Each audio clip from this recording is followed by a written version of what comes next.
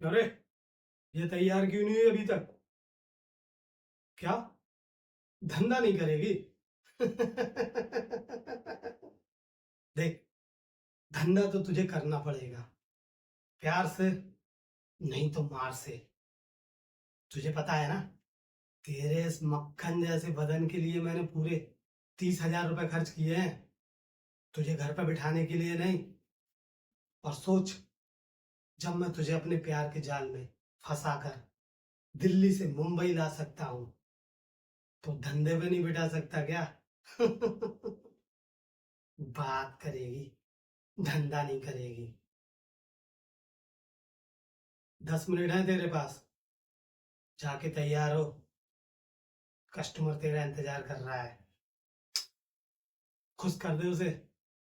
जा, लेके जाओ रे उसे, तैयार करो।